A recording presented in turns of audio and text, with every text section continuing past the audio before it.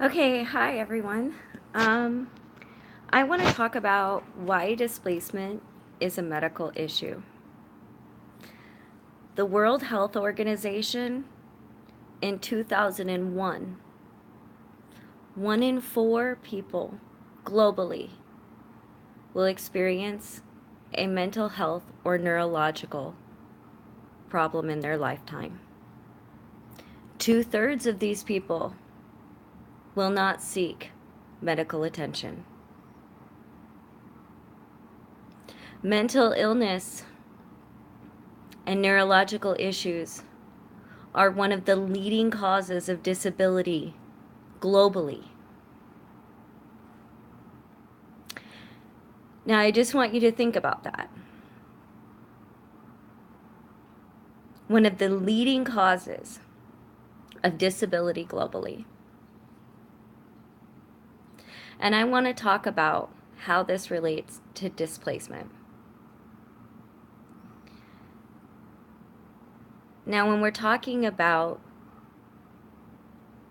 I also want to talk about when we're talking about mental health and psychiatric illnesses and physical illnesses, we've come a long way since 2001, thankfully.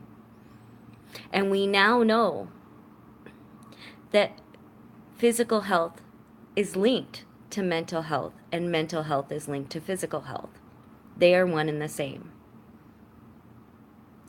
Your mental well-being is in your brain, and it will cause physical manifestations. Depression, anxiety, neurological disorders can cause problems throughout the body and increase your mortality. These are physical issues. We also know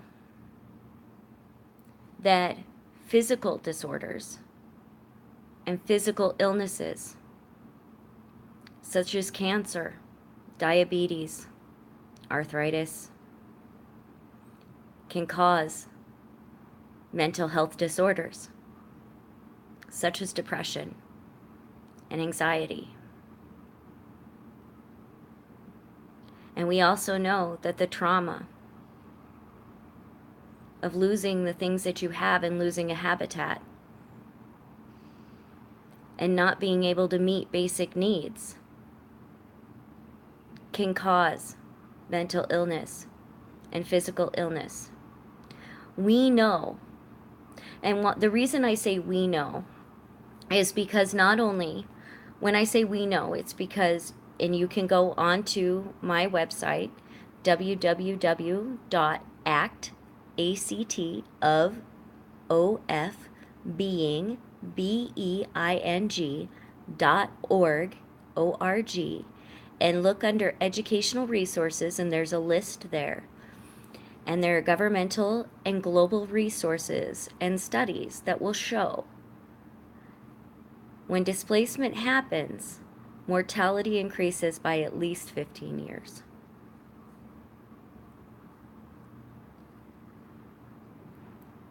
You lose lifespan.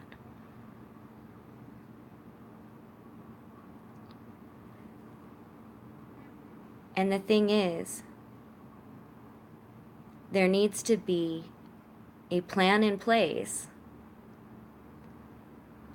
because there's illnesses and people don't recognize when they're ill and they're in a trauma-filled environment.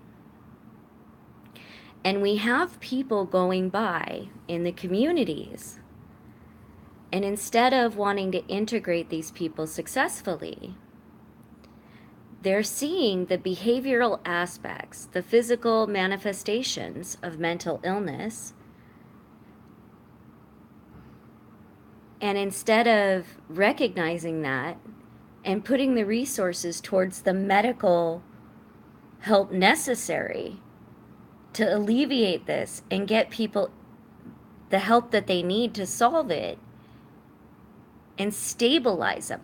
To stabilize somebody who is in a crisis situation is first and foremost, which would be the Housing First programs. Like here, Harborview is one of the providers of Housing First. Now, so is DESC. Now, here's the issue that I have. In my own life,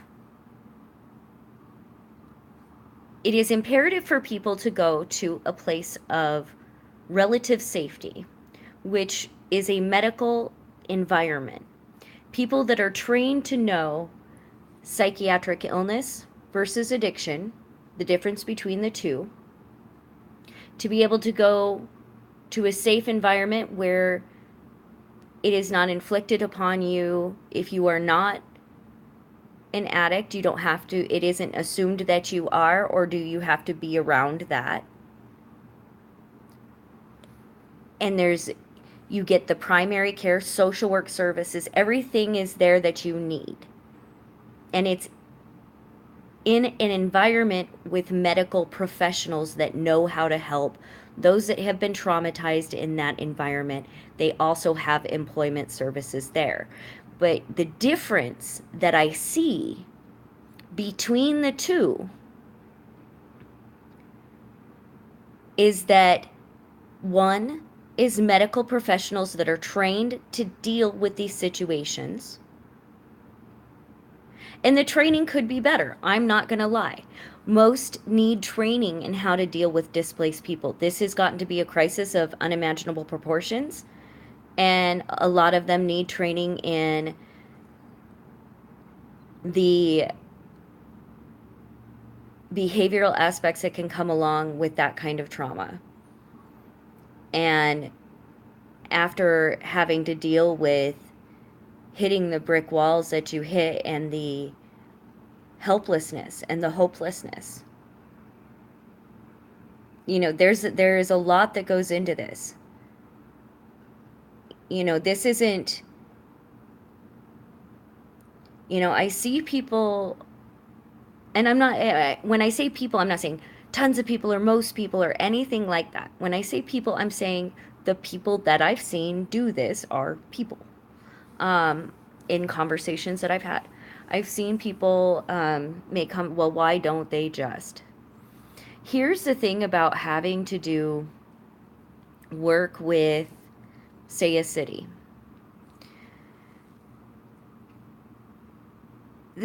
You run into the majority of people won't agree to things.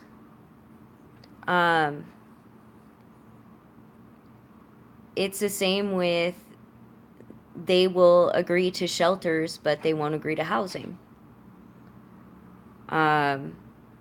Or they will agree to sheds, but not actual tiny homes.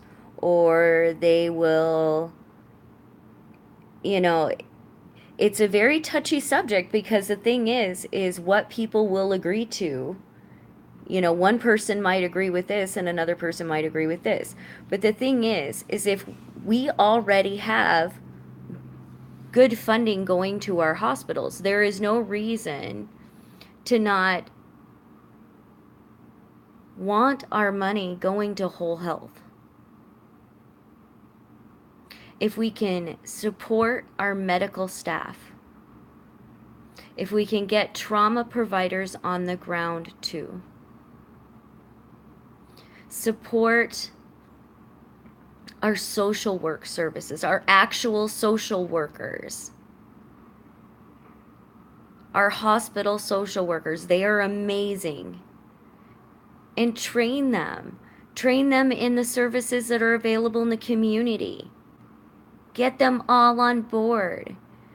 The Seattle Public Library has amazing systems, but the thing is at the core of this, at the bottom of all of this, is we have ill people. And many of them don't know they're sick. And we're yelling at them, get a job, do this, do that. Why don't they? And they're trying.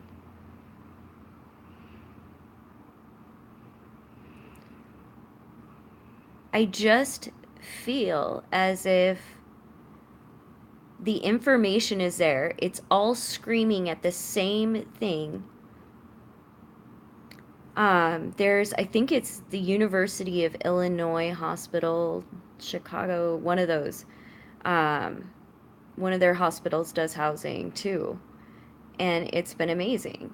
But the thing is we don't need to wait 8 times at the emergency room for somebody to identify as homeless before we get them into social work.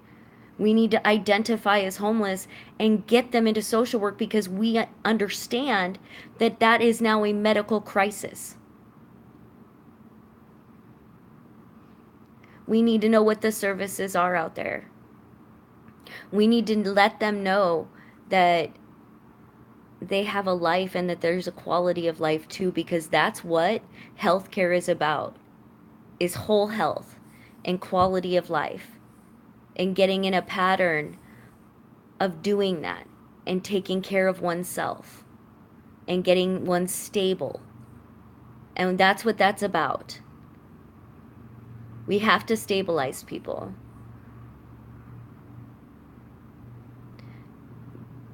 But we have to catch them when they're there, and we can't keep walking by and seeing the effects of illness. Physical too. Physical and mental are the same thing. I just wish I could have people repeat that over in their head. Physical is mental, mental is physical, it all comes in together. Physical is mental, mental is physical, it all comes in together. It's your body, it's your anatomy. It all is in tandem. It's homeostasis, it's a balance. And whole health is whole health. And after a trauma, a being needs to be stabilized to be able to heal. And that's healthcare. And we have to support our medical teams in that. And they're so important. And we have to also support them in ways that make sense by not waiting 8 times or 6 times or 5 times of somebody coming into an emergency room saying, hey, I'm homeless. You know, the first time somebody comes in and says, hey, I'm homeless, hey, you need to meet up with the emergency room social worker to get in with primary care, because we know that this is a medical crisis and this is an emergency. They may not need to see a trauma doctor, okay? I don't know what the situation is. They can triage that at the time and they can play it from ear. But I'm talking about a social work emergency, and they need to get primary care, and they need to get care. They need to get whole health. And then we can get them on the road, and they have a wonderful team. We just all need to get it working together, and we can do this. But we need to look at these studies, and it's there. The data is right in front of us. And we have the funding there. We just need to use it appropriately.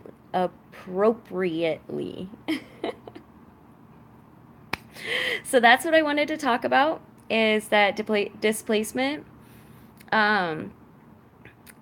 Is a medical issue. There are, now, don't get me wrong, there are many, many secondaries that go after the medical, as far as what is needed to get somebody stabilized and what they need after that as far as employment. And maybe part of their medical is addiction recovery services. Maybe part of their medical was like me, neurological rehabilitation and cognitive rehabilitation and, all of that. Um, there's so much. It's whole health. It's whole health. I had a social worker that was just with me, that I met, that kept me hope, just kept my heart going until, and helped me with forms, helped me keep my mind together and keep everything going, and kept copies of forms until she got me housing. And that was through the hospital. These things matter. And as I researched and I researched and I researched, it's there, and the data is there. And as we look globally, and I'm lucky enough, I am so blessed that I didn't have to get, bombed or, I'm not in a refugee situation. But the thing is in our country, there is political instability. There are aggressive and threatening laws and policies that lead to homelessness and displacement. There are natural disasters. 1,500,000 some were displaced in natural disasters in the United States last year.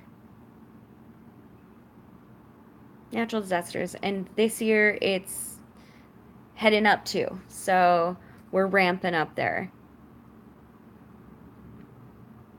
So,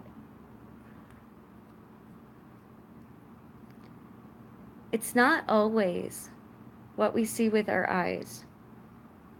There's many, many things we have to look at.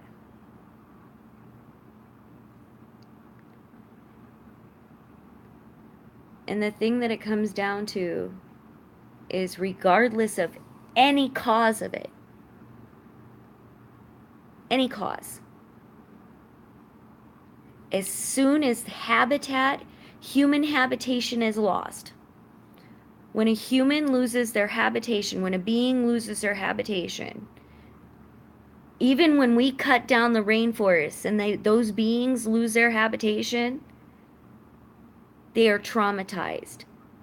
When a human loses their habitation, they are traumatized. End of story. It now becomes a medical crisis. It is a medical issue.